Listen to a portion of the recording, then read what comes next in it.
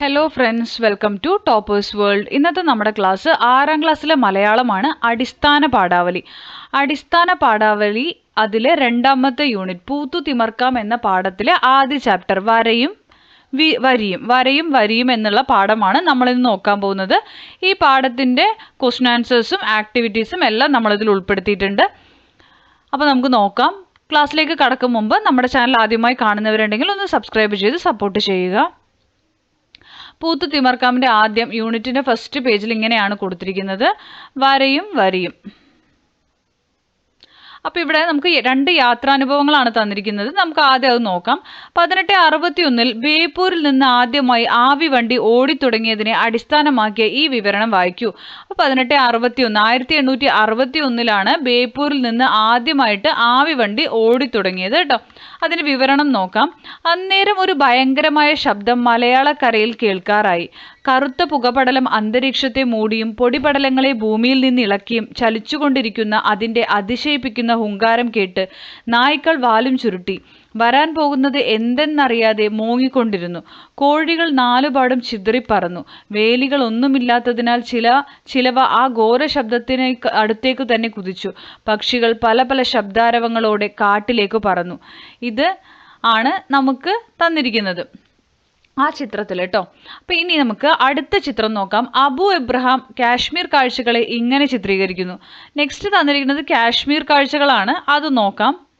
മഞ്ഞിൻ്റെ കട്ടിപ്പുതപ്പ് പുതച്ചു കിടക്കുകയാണ് കാശ്മീർ ഈ സമയം. ആണ്ടിൽ 6 മാസവും കാശ്മീരികൾ മിക്കവാറും വീടിനകത്തു തന്നെ തങ്ങുന്നു. ഇക്കാലമാണ് അവർ അനുപമ സുന്ദരമായ കമ്പളങ്ങളും ചിത്രത്തുന്നലുകളുള്ള ഉത്തരീയങ്ങളും നാനാതരം കരകൗശല വസ്തുക്കളും ഉണ്ടാക്കുന്നത്. വസന്തം വരുന്നതോടെ പൊടുന്നനെ മഞ്ഞുരുകുന്നു. കൊച്ചരുവികൾ ഒഴുകാൻ തുടങ്ങുകയും ചെമ്മരിയാടുകൾ കുഞ്ഞാടുകൾക്ക് ജന്മം കൊടുക്കുകയും ചെയ്യുന്നു. അപ്പോൾ ഇത് കാശ്മീരിൻ്റെ കാഴ്ചയാണ്. കാശ്മീരിലെ തണുപ്പിനെ കുറിച്ചും, തണുപ്പ് കാലത്ത് ആളുകൾ പുറത്തിറങ്ങില്ല, അകത്ത് തന്നെ ഇരുന്ന് അവരുടെ ജോലികൾ ചെയ്യും, അതാണ് ഇവിടെ കൊടുത്തിരിക്കുന്നത്. ആ തണുപ്പ് കഴിഞ്ഞാൽ മഞ്ഞുരുകി കഴിയാണ്. ഓക്കെ, അപ്പോൾ നമുക്ക് ഇതിനെക്കുറിച്ചുള്ള ചോദ്യം നോക്കാം.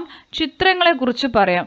2 ചിത്രകാരരുടെ യാത്രാനുഭവങ്ങളാണ് ചിത്രമായും എഴുത്തായും കൊടുത്തിരിക്കുന്നത്.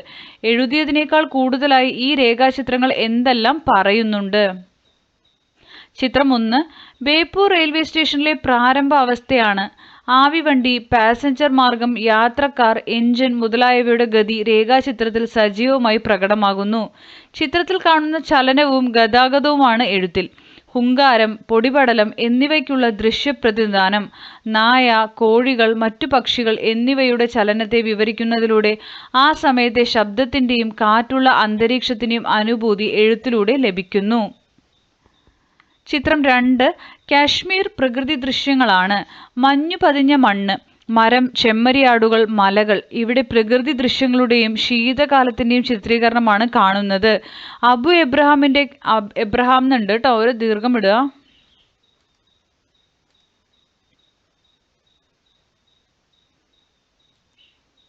ഇത് ദീർഘമാണ് കേട്ടോ.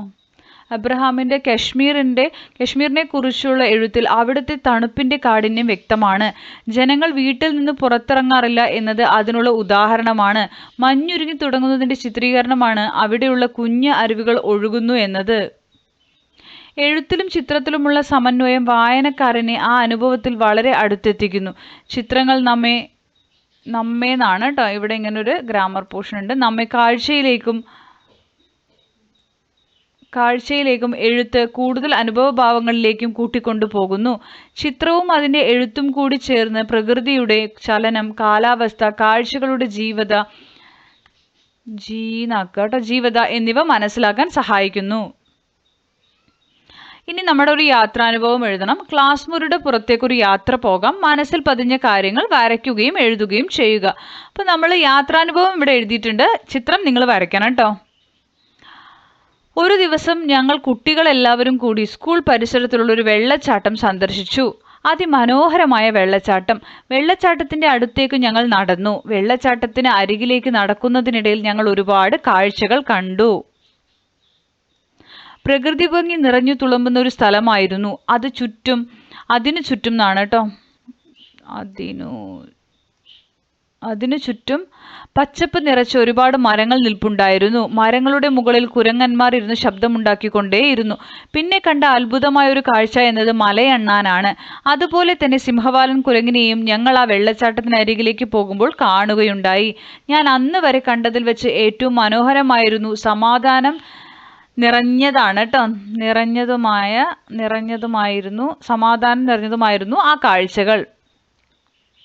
ഓക്കെ, ഇതിൻ്റെ ചിത്രം നിങ്ങൾ വരയ്ക്കുക. നിങ്ങൾക്ക് ഇഷ്ടമുള്ള ഒരു വിവരണം എഴുതിയിട്ട് അതിൻ്റെ ചിത്രം വരയ്ക്കാം, അതിൻ്റെ വിവരണം എഴുതുക കേട്ടോ. അടുത്തത് ഫോട്ടോ ചിത്ര പ്രദർശനം ചെയ്യാൻ വേണ്ടി നിങ്ങളോട് പറഞ്ഞിട്ടുണ്ട്. നിങ്ങൾ വരച്ച ചിത്രങ്ങളോ മൊബൈലിൽ ക്യാമറയിൽ എടുത്തതോ എല്ലാം ക്ലാസ്സിൽ പ്രദർശിപ്പിക്കുക. ഓക്കെ, പ്രദർശനത്തിന് ശേഷം അതിനെക്കുറിച്ചൊരു വാർത്ത ഉണ്ടാക്കിയിട്ട് നമ്മുടെ സോഷ്യൽ മീഡിയ ഗ്രൂപ്പ്, നിങ്ങളുടെ സ്കൂൾ വാട്സപ്പ് ഗ്രൂപ്പ്, ക്ലാസ്സിലെ വാട്സപ്പ് ഗ്രൂപ്പുകളൊക്കെ ഉണ്ടാവുമല്ലോ, സമൂഹ മാധ്യമ ഗ്രൂപ്പുകളിൽ പങ്കുവയ്ക്കൂ എന്നൊക്കെയാണ് പറഞ്ഞിരിക്കുന്നത്. അത് നിങ്ങൾക്ക് ചെയ്യാനുള്ളതാണ് കേട്ടോ. അപ്പോൾ അത് നിങ്ങൾ ചെയ്യുക. ഇവിടെ ചിത്രം വരയ്ക്കുക, ദെൻ പ്രദർശനം കാണാൻ നിങ്ങൾ ആരെയെല്ലാം ക്ഷണിക്കും, ക്ലാസ്സിലെ ഫോട്ടോ ചിത്ര പ്രദർശനത്തെക്കുറിച്ച് നോട്ടീസ് തയ്യാറാക്കൂ. അപ്പോൾ അങ്ങനത്തെ കാര്യങ്ങളൊക്കെ ചെയ്യണം. അപ്പോൾ ഇത്രയുമാണ് നമ്മുടെ ക്ലാസ്സിൽ ഉൾപ്പെടുത്തിയിരിക്കുന്നത്. ക്ലാസ് ഇഷ്ടപ്പെടുന്നെങ്കിൽ ലൈക്ക് ചെയ്യുക, ഷെയർ ചെയ്യുക, സബ്സ്ക്രൈബ് ചെയ്യുക. Thank you for watching.